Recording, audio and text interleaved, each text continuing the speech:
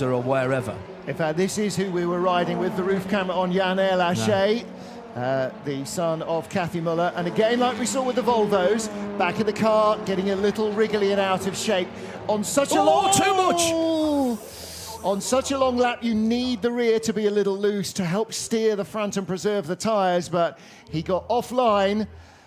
He was saying after free practice this morning, what did it feel like to complete a lap here for the first time? He said, well, when I got to the start-finish line, I'm sure I breathed then, because the first time out, really tricky. Well, let's take a look. He's run wide here already, Martin. Yep. Comes on, he's braking and turning in. It No looks steering. There's no dirt on the left-hand side tyres.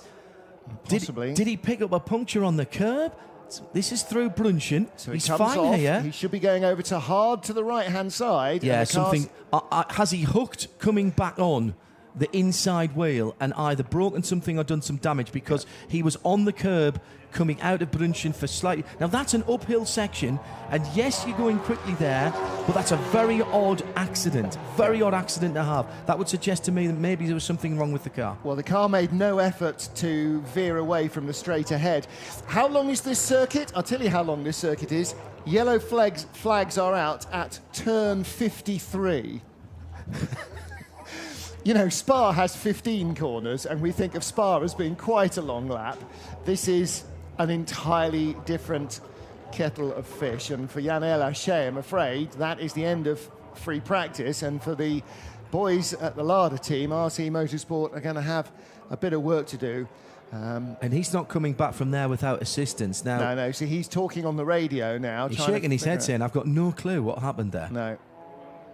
No clue at all. We saw in replay the wheel that we could see, the front wheel we could see, was going straight ahead, and then didn't get a lap completed, and that has not rung his bell. But he'd done the fastest sector 2 of anybody just before, so he was doing a good job. Yeah. So medical crews are with him, and of course there are so many support crew vehicles here. Fast response vehicles, medical vehicles, snatch tractors, trucks, four-wheel drives. Just hundreds and hundreds of personnel here. So this is coming into Brunchen. Yeah. So this is the ambulance coming. This is standard operational procedure. They're going to want to have a look. He was really good down the hill there and turned in, used the curbs on the exit. There was nothing wrong with that at all, Martin. No. Nothing. And then he started to make the...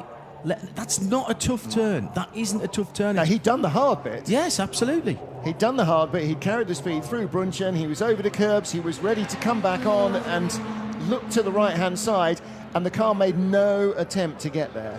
What we can't see, of course, is the left-hand side of the car, which I suspect is the side that would give us more clue.